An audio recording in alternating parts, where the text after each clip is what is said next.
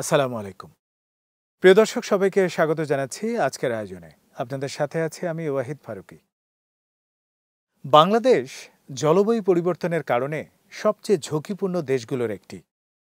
দীর্ঘদিন ধরে ঘূর্ণিঝড়, বন্যা, নদী ভাঙন, খরা ইত্যাদি প্রাকৃতিক দুর্যোগে এদেশের মানুষের জীবনযাত্রাকে নানাভাবে প্রভাবিত করছে। কিন্তু সাম্প্রতিক সময়ে একটি নতুন সংকট খুব দ্রুত বাংলাদেশের জন্য বড় হুমকি হয়ে উঠছে। তা হল অতিরিক্ত গরম বা তীব্র তাপ প্রবাহ। বিশ্বব্যাংকের একটি সাম্প্রতিক প্রতিবেদনে বলা হয়েছে, শুধু 2024 সালেই বাংলাদেশের তাপ প্রবাহ ও অতিরিক্ত গরমের কারণে অর্থনৈতিক ক্ষতির পরিমাণ দাঁড়িয়েছে প্রায় $1.78 বিলিয়ন, যা দেশের মোট দেশজ উৎপাদনের প্রায় 0.4%। অর্থাৎ শুধুমাত্র তাপমাত্রা বেড়ে যাওয়া এবং তার প্রভাব মোকাবেলায় বাংলাদেশের অর্থনীতি প্রতি বছর এক বিরাট ধাক্কার মুখে পড়ছে।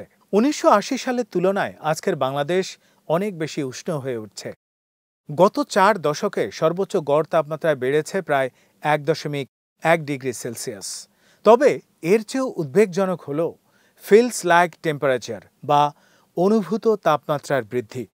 বাস্তবে মানুষের শরীরে যে তাপমাত্রা অনুভব করছে সেটি বেড়েছে প্রায় 4.5 ডিগ্রি সেলসিয়াস। এই কারণে গরমের প্রভাবে মানুষের দেহে ও মস্তিষ্কে বহুগুণ বেশি আঘাত করছে।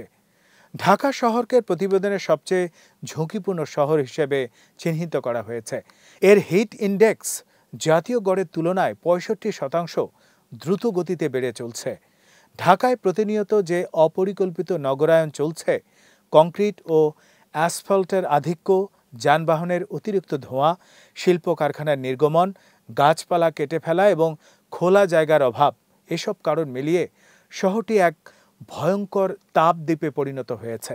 ফলে ঢাকায় বসবাসকারীরা অন্য অঞ্চলের তুলনায় অনেক বেশি গরম অনুভব করছেন। অতিরিক্ত গরম শুধু অস্বস্তি তৈরি করছে না, এটি মানুষের শারীরিক ও মানসিক স্বাস্থ্যের ওপর সরাসরি আঘাত করছে।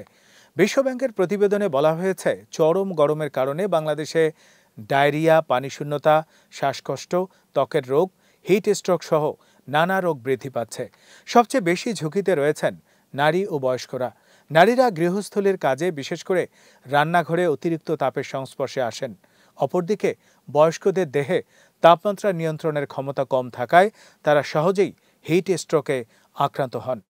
গরমের মানসিক প্রভাবও ক্রমশ প্রকট হয়ে উঠছে। প্রচণ্ড গরমের কারণে হতাশা, উদ্বেগ, অবসাদ, রাগ নিয়ন্ত্রণের সমস্যা ও ঘুমের ব্যাঘাত বেড়ে যাচ্ছে। মানসিক স্বাস্থ্য খারাপ হলে তা শুধু ব্যক্তির জীবনে নয়, পারিবারিক ও সামাজিক জীবনে মারাত্মক প্রভাব ফেলে। এর ফলে সমাজে অস্থিরতা এবং সহিংসতা বাড়ার শঙ্কা তৈরি হয়। অতিরিক্ত গরম অর্থনীতিতেও ব্যাপক ক্ষতির কারণ হচ্ছে। 2024 সালে তীব্র গরমের কারণে বাংলাদেশে প্রায় 2.5 কোটি কর্মদিবস নষ্ট হয়েছে। গার্মেন্টস শিল্পের শ্রমিকরা ঘন ঘন বিরতি নিতে বাধ্য হয়েছেন। ফলে উৎপাদনশীলতা কমে গেছে। কৃষিক্ষেত্রে মাঠে কাজ করার সময় কৃষি শ্রমিকরা দ্রুত ক্লান্ত হয়ে পড়ছেন।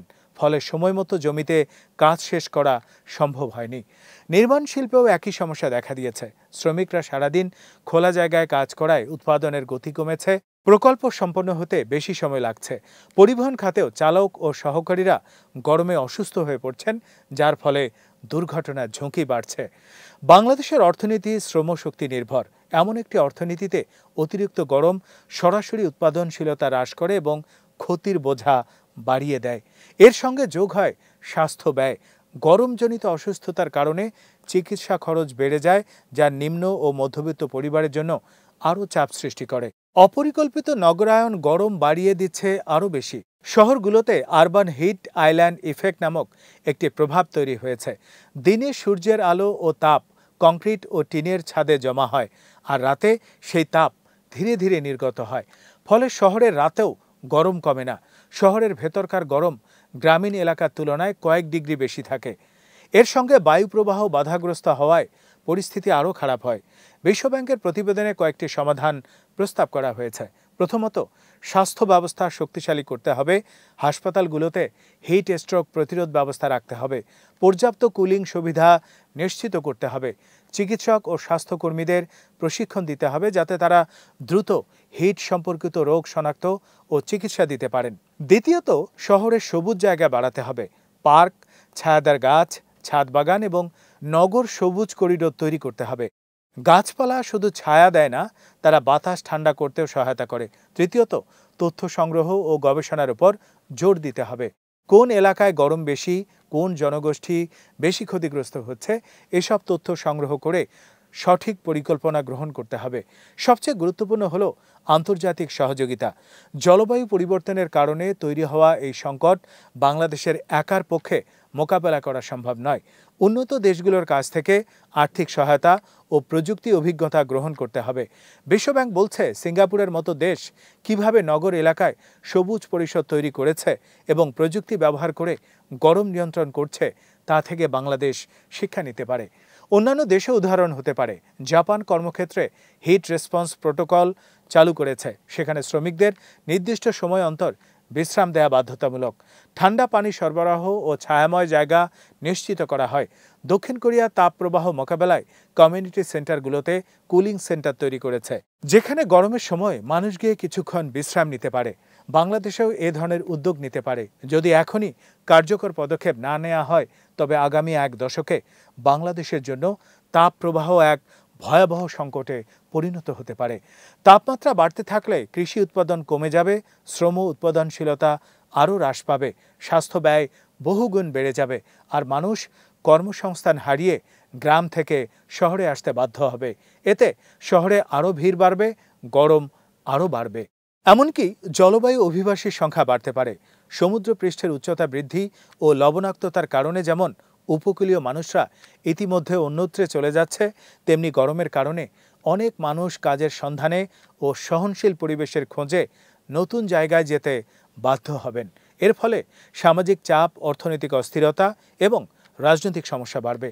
সব মিলিয়ে বাংলাদেশের জন্য অতিরিক্ত গরম এখন আর কোনো মৌসুমি দুর্ভোগ নয়, বরং এটি একটি জাতীয় সংকট।